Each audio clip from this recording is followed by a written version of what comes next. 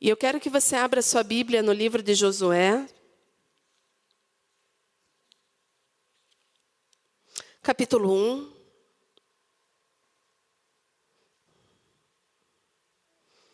Vou ler o versículo 2.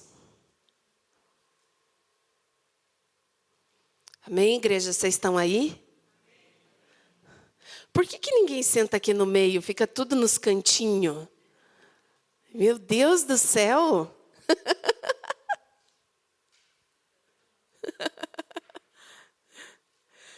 Moisés, meu servo, morreu. Agora levanta-te, atravessa este Jordão, tu e todo este povo, para entrar na terra que eu estou prestes a entregar nas mãos dos israelitas. Agora eu vou pedir para você ir lá no capítulo 3, versículo 1. Josué e todo o povo de Israel se levantaram de madrugada, deixaram o acampamento do vale, Abel-Sitim, das Acácias, nas campinas de Moabe, e se dirigiram até o rio Jordão. Antes de atravessarem o rio, eles acamparam ali. Amém? Vamos orar? Senhor, eu estou ansiosa pelo que você vai fazer aqui essa noite na minha vida, na vida dos meus irmãos. É um tempo de céus abertos. Se não caiu a ficha ainda para alguém aqui, Pai amado, faz abrir um entendimento, Pai. Faz, Senhor Deus, despertar para essas coisas. Pai, hoje eu vim para receber aquilo que é a minha porção. Hoje eu vim, Senhor Deus, como uma desbravadora. Hoje eu vim, Senhor Deus, com força e coragem, Pai amado, porque eu sei que amanhã será uma nova semana e eu estou ansiosa para ver, Pai, aquilo que você vai fazer na minha vida através, Senhor Deus, do meu posicionamento. Eu tenho fé, Senhor Deus, que grandes coisas aqui irão acontecer. Barreiras, Senhor Deus, serão ultrapassadas. Sim, Pai amado, essa é uma noite de todos nós aqui atravessarmos esse Jordão, Pai. Então seja conosco. Abra nosso entendimento.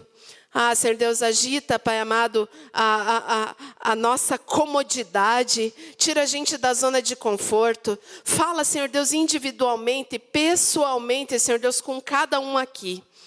Não sou nada, mas estou disposta. Eis-me aqui. Usa-me.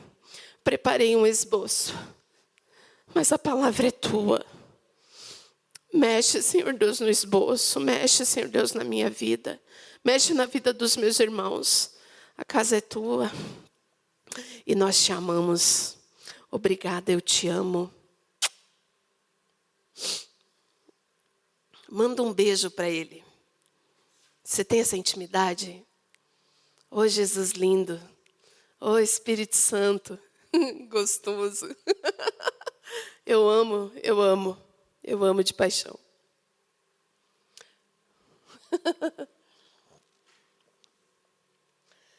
Com mão forte e poderosa, Deus tirou Israel de uma amarga escravidão do Egito. Ele arrancou aquele povo e eram aproximadamente 600 mil pessoas, 600 mil homens. Juntando mulheres e crianças, era aproximadamente 2 milhões de pessoas, perambulando por 40 anos num deserto. Então imagine você o que é liderar 2 milhões de pessoas num deserto. Velhos, jovens, mulheres, crianças, animais, sem estrutura alguma. Imagine você que se você sai um pouquinho daquilo que você planejou, do que era programado, o que você faz? Você começa a murmurar, você começa a reclamar, você sai da casinha, perde a paciência. Agora imagine Moisés liderando 2 milhões de pessoas naquele deserto. Eu não consigo imaginar. E agora, depois de 40 anos, eles estão de frente à terra prometida. Eita glória! Já estão na terra de Moabe. E é só olhar para o outro lado do rio, que lá está a promessa de Deus, a terra prometida. A Bíblia diz que Moisés morre na planície de Moabe. Deus chega lá e fala para Moisés, ó, chegou aqui, está vendo a terra, você não vai entrar. Mas todo esse povo vai entrar.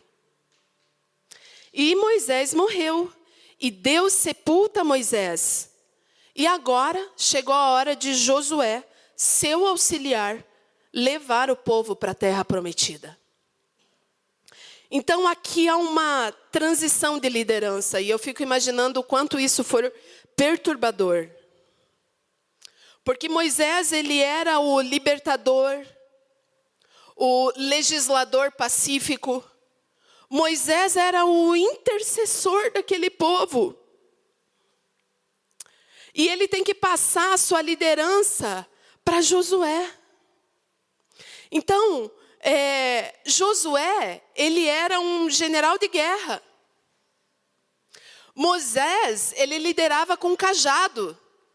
Só que Josué liderava com uma espada. O povo reclamou para Josué, para Moisés. Moisés, estou com sede. Moisés, o intercessor, orou a Deus e Deus mandou ele bater na rocha e brotou água. Mas Josué não. Josué mandou o povo cavar poços, porque era dali que sairia a água.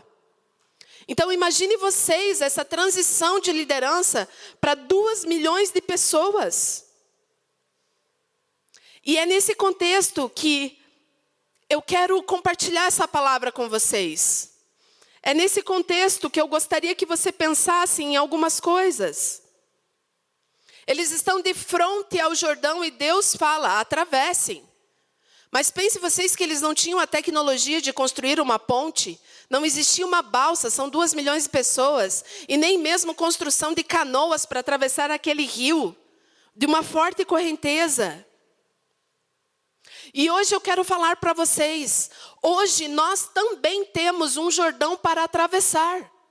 Simbolicamente, mas temos sim. O Jordão hoje para nós, ele representa grandes desafios.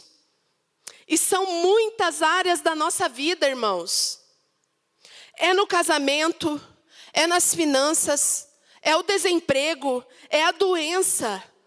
São decisões que a gente tem que tomar, são incertezas, são angústia da alma. Nosso Jordão hoje, simbolicamente, ele é as nossas decepções. E são desafios tão grandes, todos os dias, irmãos, todos os dias. Irmãos, travessia sempre fez parte da humanidade, sempre. E diante desses desafios, eu quero compartilhar algumas lições. Você que quer atravessar o seu Jordão, enfrentar desafios que vêm pela frente e não tem como humanamente realizar, primeiro passo, a primeira coisa que você precisa fazer para atravessar o seu Jordão é tirar os olhos da crise e saber que Deus está no controle. Perceba você que esse foi o primeiro item da pregação do pastor Júnior no primeiro domingo. E eu preparando a mensagem, fui ver meu caderninho, parece que eu fiz uma cola. Não penso assim. Eu penso que se Deus me levou a escrever, se Ele colocou no meu coração para compartilhar o mesmo item do que o pastor Júnior no primeiro domingo, irmãos, pega a chave. Pega a chave porque o Senhor não perde tempo. A primeira coisa que você precisa para ultrapassar os seus desafios, tire os seus olhos da crise. Tire agora, é preciso tirar os olhos da crise e entender que Deus está no controle. Sim, Deus sempre estará no controle. Pode observar no versículo 1 e 2. E veja bem, primeiramente a crise, ela está instalada no meio daquele povo. Primeiro porque Moisés era o grande líder. Moisés era o grande intercessor. E Moisés agora está morto. A crise é grande e real. Irmãos, A hora que a crise chega é a hora de desafios. Como temos desafios? Irmãos, eu acredito que todos aqui perceberam que nós passamos por uma pandemia há 5 anos atrás. Pandemia tal que a gente sofre consequências até o dia de hoje, de tudo o que aconteceu lá atrás.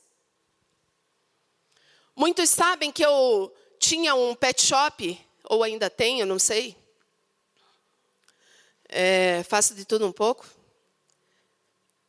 E eu já tinha esse pet shop há 16 anos, e o meu forte era a hospedagem de cães. Irmãos, sem brincadeira, eu passei 1 ano sem hospedar nenhum cachorro. Só que meu padrão de vida, ele não diminuiu. O meu aluguel não diminuiu. Meu custo de vida não diminuiu. Os impostos não diminuíram. A comida subiu, não subiu? Os cachorros que eram semanais, eles simplesmente passaram a rapar uma vez por mês e as pessoas davam banho em casa. Entenda você que eu sobrevivia disso. Eu mantinha a minha casa e criava meus filhos com isso. E de repente, de 300 banhos no mês, caiu para 100 banhos no mês. E de cães de hotel que eu hospedava muito, simplesmente não hospedava mais. E os clientes que compravam a ração na minha loja, elas passaram a comprar online, porque ninguém podia sair de casa. E engraçado que 1 ano ou 2 anos antes, eu comecei a colecionar suculentas. E eu nunca gostei de planta. Eu matava tudo. E uma cliente se mudou e ela me deu um porta-mala cheio de suculentas. Tó, não cabe no meu apartamento, cuida. E eu me vi na obrigação de aprender a cuidar de plantas, porque ela ia me perguntar. E num dia desesperador, irmãos, vocês não têm noção, desesperador, em não saber o que fazer, eu falei para o mozão assim, Moze, e se a gente começar a vender umas mudinhas aqui na frente da loja? Será? Sim, será. Lembro que eu comprei 5 bandejinhas de 15 mudas. E comecei a vender mudinhas de R$4 na frente do pet shop. Lembro que o Moze, ele é muito caprichoso. E ele começou a fazer bancadas de madeira. E as pessoas começaram mesmo em tempo de pandemia. Eu trabalhava com o portão fechado, mas as pessoas tocavam a campainha. E aquilo que era uma bancadinha com 5 mudinhas, pulou para a segunda, para a terceira, de repente eu passei a estufa.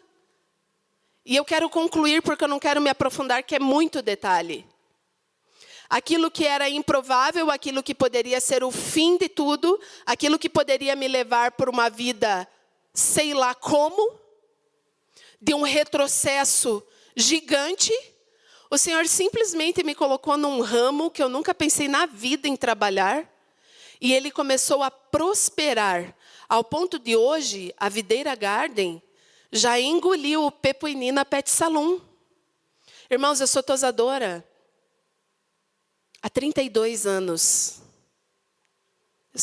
Parece que eu tenho 32 anos, né? Mas eu sou tosadora há 32 anos. Qual era a minha chance de ter sucesso num novo empreendimento? No meio da crise? Eu acho que alguns aqui já conhecem a Videira Garden. E a mão de Deus está naquele lugar. Em 2 anos, o Videira Garden já fatura o mesmo que o Pepuinina, no seu auge, faturava. Desafios. Eu podia simplesmente murmurar e sair procurar um emprego CLT, sair da minha casa, meu marido sair vender meia, abrir qualquer outra coisa. Mas o escape veio na hora do meu maior desafio. Qual é o seu desafio hoje? Qual é o seu desafio? que você tem que ultrapassar? Qual que é o teu Jordão hoje? E o que é muito importante a gente ver nesse texto? Precisamos ressaltar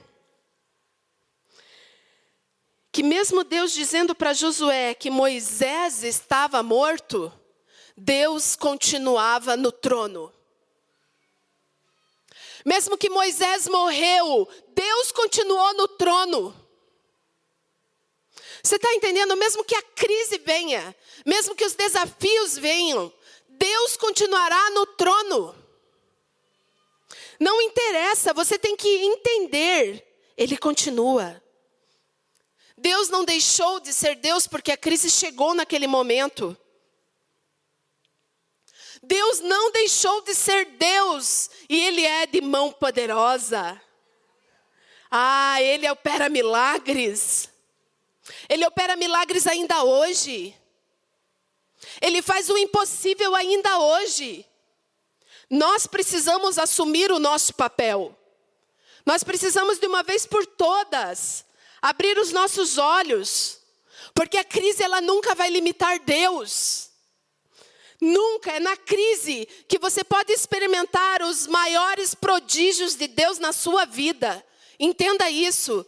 Pare de murmurar, pare de reclamar, pare de retroceder. Vá avante. Avante.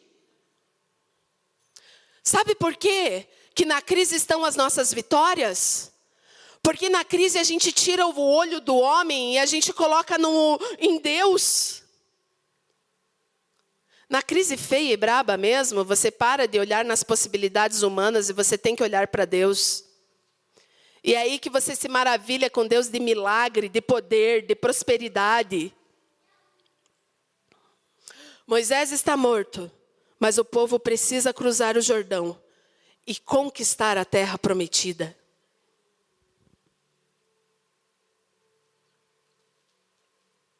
Segundo passo. Para atravessar o nosso Jordão, nós precisamos sair do deserto e cravar os nossos olhos em novos desafios. É o que eu estou falando aqui. O deserto é estéril, mas o deserto não é o nosso paradeiro. Nunca foi. Perceba que aquela geração que duvidou da promessa de Deus, aquela geração toda, ela morreu no deserto. O deserto, ele foi o cemitério de 2 milhões de pessoas. Daquelas pessoas que saíram do Egito, apenas 2 entraram na terra prometida. Quem não crê nas promessas de Deus se estanca, se paralisa, se estaciona. Quem não crê nas promessas de Deus morre no deserto. A vitória é para os que creem. Sim, a vitória é para os que creem. E não os que creem nas impossibilidades humanas. São para as pessoas que creem nas grandes possibilidades de Deus. São para os que creem. E o Jordão precisa ser atravessado. Agora veja você, atravessar como? Se você ler Josué 3, no versículo 15, o Jordão ele estava transbordando por todos os lados, por todas as suas ribanceiras. Não era um riozinho pequeno não, como é hoje. Era um grande rio. Não dava para passar a nado, eles não tinham embarcação. O grande aspecto aqui da igreja é esse, porque nós pensamos, mas como é que nós vamos avançar? Como é que vamos conquistar? Como é que vamos empreender? Como é que vamos fazer missões? Como que a gente vai alcançar o mundo? Não tem dinheiro no caixa, não tem recurso. Meus queridos, o capital da igreja é fé. O nosso capital é fé. Você precisa entender isso de uma vez por todas. É você colocar o pé na água e o rio se abre.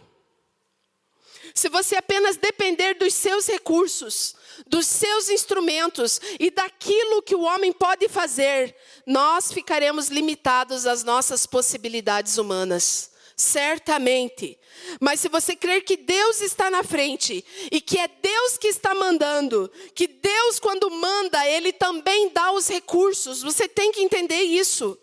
Então, quando você entender essas coisas, que quando Deus manda, é Ele que dá o recurso, a igreja vai avançar. E a igreja vai conquistar a terra prometida. Nosso recurso é fé. Nosso recurso é fé. E quando Moisés morre, até parecia ter acabado o projeto de Deus. Mas Deus olha aí para Josué e fala: levanta daí, meu filho. Entenda uma coisa, Deus sepulta os seus obreiros, mas a obra continua. A obra continua. Quando Josué entrou na terra prometida, veja bem, quando ele atravessou o rio, tinha cidades fortificadas para conquistar. Ele tinha inimigos para enfrentar. Ele tinha desafios imensos para encarar. Mas Deus diz para ele assim, lá no versículo 2, dispõe-te agora. Dispõe-te agora. Tem desafios na sua vida, irmãos, que você tem que se dispor e agora. Você não tem recurso, você não tem ferramenta, mas Deus está dizendo, dispõe-te agora. Porque quem dá os recursos é Deus. Quem aponta o caminho é Deus. Quem abre o Jordão é Deus. Quem destrói as cidades fortificadas é Deus. Quem abre o caminho é Deus. Quem abre o Jordão é Deus. Quem derrota os seus inimigos é Deus. E quem dá a promessa da posse da terra prometida é Deus. O tempo é agora. E a vida não tem ensaio, irmãos. A vida não tem ensaios. A vida, ela não espera. O que você precisa fazer, faça hoje e faça agora. Você precisa realinhar as suas finanças. Pede socorro, realinha agora. O que é que você não encontra ajuda no Google hoje? Cursos de finanças, cortes desnecessários. Mulher, se você é consumista, se controla. Você tem um sonho, mas você não se controla. Você precisa realinhar a sua vida agora com a vontade de Deus. O seu casamento está no brejo. Para com isso agora, resolve hoje. Sua vida sexual é um desastre. Pare com isso, resolva hoje. Não deixe as coisas piorarem. Resolva agora. Dispõe-te agora contra essas coisas que você precisa vencer. Terceiro passo. Para atravessar o Jordão, você e eu precisamos saber que a vitória vem de Deus, mas nós somos as pessoas que precisam colocar o pé no Jordão. Deus vai fazer milagres? Yes. Mas quem põe o pé no rio? É eu e você. Nós somos os agentes. E nós precisamos nos posicionar. Porque para você atingir um objetivo, você precisa trabalhar. Não tem colheita sem semeadura. Não tem resultado sem investimento. Não existe isso. Você precisa todos os dias pensar em novas estratégias. Dia após dia, você precisa traçar estratégias e é preciso crer. O que significa tudo isso? A gente precisa desromantizar a vida, porque na promessa da terra prometida há um Jordão que precisa ser atravessado. Melzinho na chupeta, né? É preciso se dispor. Você tem que se levantar. Você precisa crer que quando Deus faz uma promessa, Ele é fiel para cumprir. Você tem que acreditar. Porque se Deus fala, atravessa o Jordão, entra na terra, possua a terra, a nossa parte é avançar. Você precisa saber disso. Charles Haddon, Spurgeon? Charles Haddon Spurgeon, o príncipe dos pregadores, se converteu aos 15 anos. Aos 16 anos ele levou sua primeira palavra. Aos 18 anos, ele assumiu uma igreja. Ah, jovem, tem gás, é isso aí.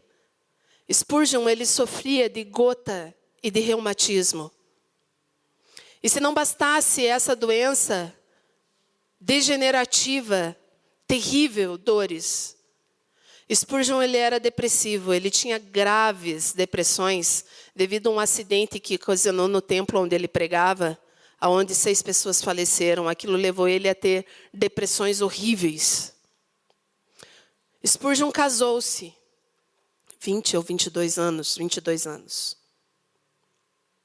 E a sua esposa, logo a dar à luz aos seus gêmeos, ela teve que fazer um procedimento cirúrgico e ela ficou paralítica. Mas isso não paralisou a Susana. Ela, mesmo paralítica, com filhos gêmeos, ela se responsabilizou para escrever as mensagens de Spurgeon. Até hoje surge em efeito na nossa vida a obra desse casal. Uma vez, depois do templo ter pego fogo, Deus colocou no coração dele construir um templo em Londres. E ele tinha 30 pessoas com ele. E ele falou assim: se vocês creem que Deus vai me abençoar nessa obra, eu quero que vocês me ajudem a construir esse templo. 7 permaneceram. Não acreditaram que ele seria capaz. Então pense você, aquele sofrimento. Construiu o templo em Londres com 7 líderes. Ele pregou por 30 anos para 12 mil pessoas por domingo. Por que eu estou falando isso, irmãos? Porque quando falta recurso, porque quando há problemas de saúde, incompreensão desse ou daquele, não pode ser impedimento para a obra de Deus avançar. Não pode, nós não temos motivo. Sabe por quê, irmãos? Porque um almoço de um garotinho alimentou 5 mil pessoas. Sabe por quê, irmãos? Porque 5 pedrinhas na mão de um adolescente derrubou um gigante. O que é que você tem nas suas mãos hoje? Um cajado abriu o mar. Não importa o que você tem, mas o que você tem, Deus quer que você use. Ele quer te usar, Ele quer te capacitar. E Deus nos dará vitórias gloriosas, não para engrandecimento do homem, mas Deus nos fará vencedores para que o nome dele seja glorificado, para que o evangelho seja pregado, para que pessoas sejam alcançadas, para que a glória de Deus se manifeste aqui na terra assim como é no céu. É para isso. É claro que quem faz o milagre é Deus, mas quem vai marchar rumo ao Jordão e conquistar a terra prometida sou eu e você. Deus nos dá e nós conquistamos. O milagre acontece quando nos movemos. 4º passo. Precisamos discernir a visão de Deus para a nossa vida, irmãos, de uma vez por todas. Olha o versículo 3 e 4 do capítulo 1. Todo lugar que a planta dos pés pisarem, eu vos dou, como prometi a Moisés. Desde o deserto e o Líbano até o grande rio, o Eufrates, toda a terra dos Hititas, até o mar grande, o Mediterrâneo no oeste. Veja bem, Josué recebe a visão clara sobre o que fazer. Aonde ir, a quem levar. Ele recebe a visão diretamente de Deus. E o líder, ele precisa se comprometer com essa visão. E Deus mostra os limites daquilo que tem que ser conquistado para ele ali no versículo 4. Deus mostra a geografia a ser conquistada. Ele tinha que ir onde Deus mandou ele ir. E diante disso eu quero te fazer uma pergunta, meu querido. Qual é o grande propósito de Deus na sua vida? Porque para cada pessoa aqui Deus tem um propósito.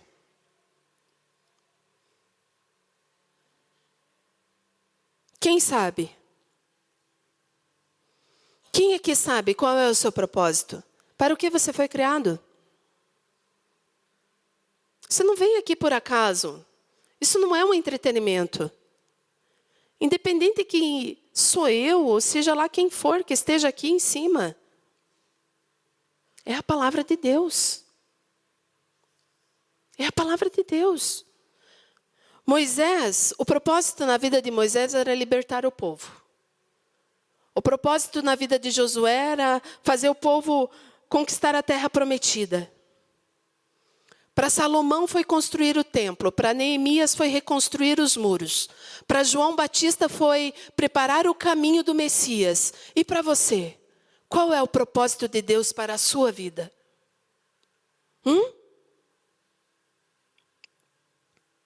Qual a missão que Deus deu a você? É pregar o evangelho no seu trabalho?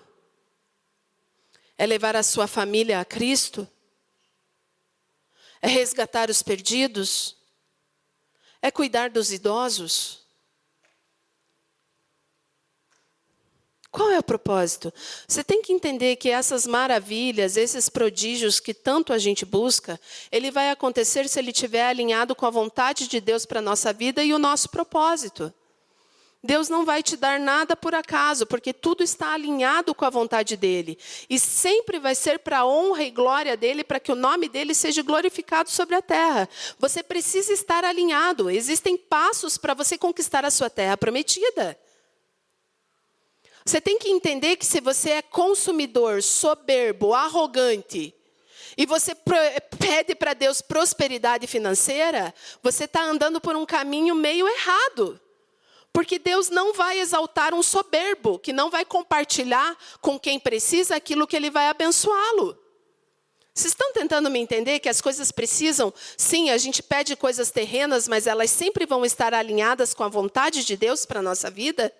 E sempre vai estar alinhado com o propósito da nossa vida aqui na terra, que é um sopro? Nós precisamos discernir a visão de Deus para a nossa vida.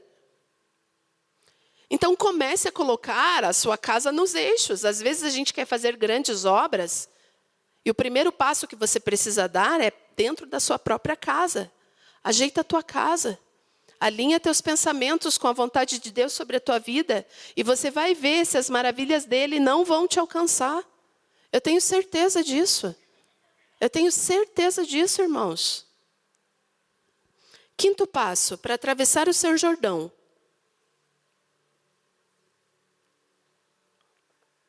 Você precisa estar com o peito encharcado de ânimo e de coragem.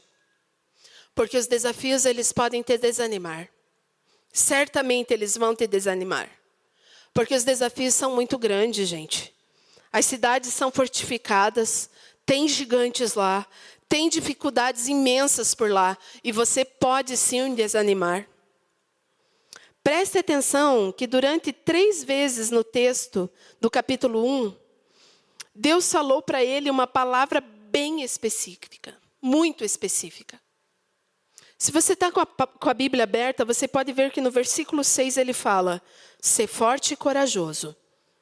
No versículo 7 ele fala, tão somente ser forte e corajoso. E no versículo 9, não te mandei eu? Ser forte e corajoso. A verdade é que Deus nunca desperdiça palavras, irmãos. E nitidamente, Deus é contra o desânimo. Deus gosta de um povo animado. Deus quer um povo que crê. Deus quer um povo que confia nas suas promessas. Sem coragem, você pode ter a visão, mas você não vai a lugar nenhum. Porque a coragem, irmãos, é filha da fé. Nós precisamos ter coragem para enfrentar os gigantes. Seja ele um pecado, seja ele um problema que você foge. Seja lá o que for os gigantes na sua vida. Nós precisamos ter coragem. O desânimo, ele pode impedir a gente de conquistar aquilo que Deus nos prometeu. Oh, como pode. O desânimo, ele te cega. O desânimo leva você a uma vida de murmuração e de reclamação. Ó vida, Ó céus, ó vida. Aquela geração que saiu do Egito, morreu no deserto, porque ela não ousou crer em Deus e não ousou tomar posse das promessas de Deus, irmãos. Isso é muito sério. É preciso coragem, queridos. Se você crer, você vai ultrapassar barreiras. Você vai ultrapassar. Poxa, pastora, mas como que eu vou cultivar ânimo e coragem diante de tantas coisas? Gente, é muito simples. Quando você se alimenta das promessas de Deus, se você crê que o que Deus prometeu para a sua vida é verdadeira, se você crer que verdadeiramente essas promessas são confiáveis e que Deus não vai falhar, automaticamente você se enche de ânimo. Olhe para as promessas de Deus na tua vida. O que gera ânimo é agir conforme a vontade de Deus. Sabia? Sabia disso? Não é ânimo e coragem carnal, não, irmãos. Eu estou falando de ânimo e coragem para fazer as coisas conforme o que Deus estabeleceu. É esse tipo de ânimo e coragem. É obediência à palavra de Deus que dá ânimo e coragem. Vocês sabiam disso? É isso que vai nos ajudar a ter ânimo para trabalhar e para conquistar. Ser obediente. O que mantém o nosso ânimo também é a coragem e a consciência de que Deus é com você. Isso gera muito ânimo, muita coragem. No versículo 9, a gente pode ver isso. Ele está com você. Ele é todo-poderoso Deus. E a presença deles, meus irmãos, é que nos garante força, ânimo, coragem para avançarmos. É a presença dele. Você precisa andar desejoso por essas coisas. Ânimo e coragem. Ânimo e coragem. Sexto e último passo para a gente orar.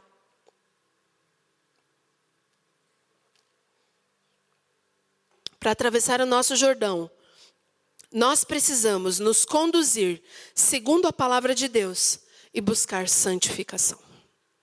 Aqui é a chave. Sem santificação, não rola. Josué capítulo 3, versículo 5. Josué orientou o povo: santificai-vos, porque amanhã o Senhor fará maravilhas no meio de vós. Veja você que para atravessar o Jordão, não é necessário apenas coragem e ânimo. Também é necessário santidade. Eles deveriam deixar todos os ídolos ali na beira do rio, porque amanhã seguinte Deus faria maravilhas que mostraria o seu poder. E toda a glória seria de Deus. Por esse motivo, não teria outros espaços para outros deuses. Você busca um milagre de Deus? Você quer ver as maravilhas de Deus na sua vida? Antes do milagre acontecer, foi pedido santidade. Muitas vezes a gente quer bênção, a gente quer milagre, a gente quer o impossível, mas a nossa vida continua a mesma. Não muda nada.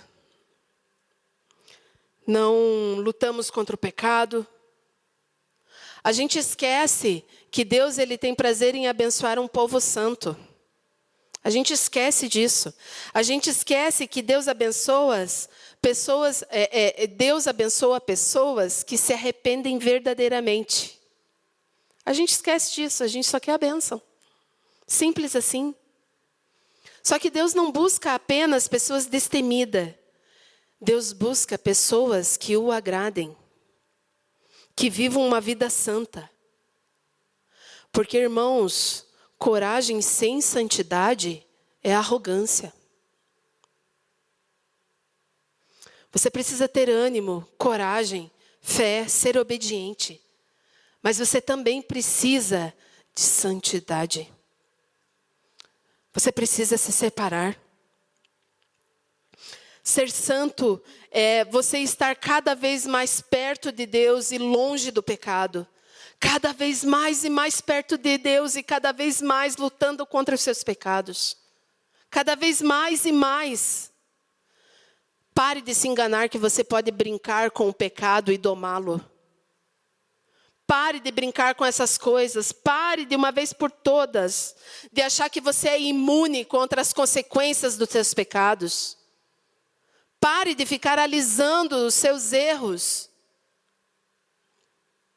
A pessoa que me ganhou para Jesus, uma vez ele falou bem assim para mim. Sabe, Pri, eu tenho um problema. Eu vou para a igreja, eu dizimo, eu prego, mas eu tenho um problema. Eu falei, o que é? Eu fumo uns bag. Eu falei assim, ô mano, bem do meu jeitinho, vai lavar tua cara? Falei bem assim, vai lavar tua cara? Isso daí não é problema, cara de pau, isso daí é o teu pecado. Para de querer mascarar o teu pecado como se fosse o teu problema e vai lavar sua cara e bora lá consertar as coisas que precisam ser consertadas. Que problema o quê, meu irmão? É pecado. Pecado não se brinca, você não doma pecado. Você fica brincando com pecado e no fim ele vai te matar no deserto. Cuidado! Cuidado! Tem hora que precisamos ser mais corajosos, irmãos, para fugir do que para ficar. Tem hora que você precisa ser corajoso para cair fora, dar no pé. E você permanece e protela, e quer bênção e milagre. Nós precisamos de um arrependimento que envolva confissão e mudança de atitude. Está na hora de atravessarmos o nosso Jordão, mais do que nunca. Nós já tivemos tantos milagres, irmãos, mas eu creio que milagres maiores virão. A gente acha que pagar as contas em dia é milagre. Pelo amor de Deus. A gente parou de crer no impossível de Deus, de buscar as coisas impossíveis. Pagar as tuas contas em dia é tua obrigação, meu querido, não é milagre de Deus. Está entendendo?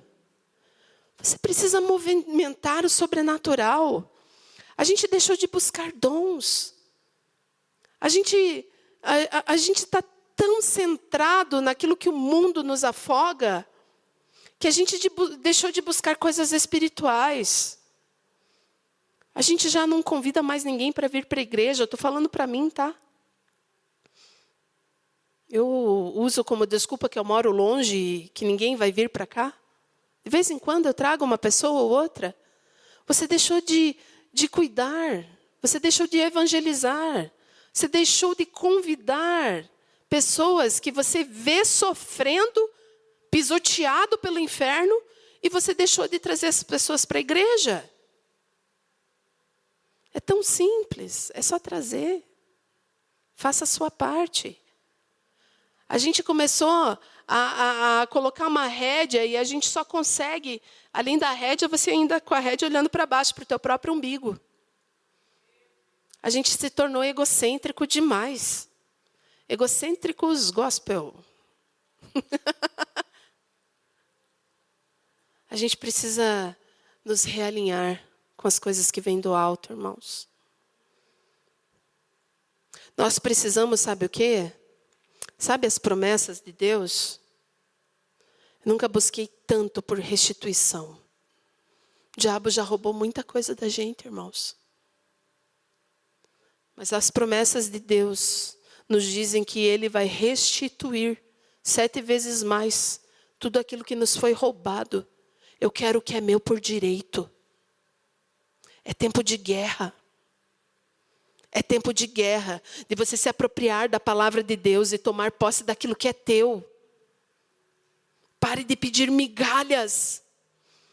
Você parou de sonhar. Eu parei de sonhar, irmãos. Pare de pedir migalhas para Deus.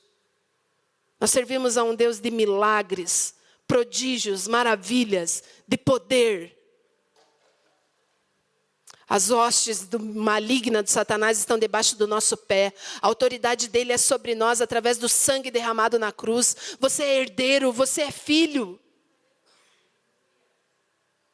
Irmãos, está na hora de parar, de eu convidar a gente para comer sushi e não ter dinheiro para comer sushi. A gente está pedindo muito pouco. Às vezes você quer sair com os amigos não podem porque não tem dinheiro. Às vezes você quer fazer uma comunhão, você não pode fazer um jantar, você tem que fazer vina com pão. Chega. Não é aqui que a gente vai desfrutar do melhor dessa terra? Não é aqui, pastor? A gente está pedindo pouco demais e a gente está acreditando, sabe no quê? Nas nossas possibilidades, nas possibilidades humanas. E a gente deixou de olhar para aquilo que Deus pode fazer. Deixamos de crer. Deixamos de agir por fé. E nós precisamos resgatar essas coisas. Está na hora de atravessarmos o Jordão. E eu creio em milagres maiores. Se nós formos fiéis em Deus, crermos em Deus e se entendermos quem dá a vitória é Deus, nós tomaremos posse da nossa terra prometida. Deus espera de nós obediência, fé,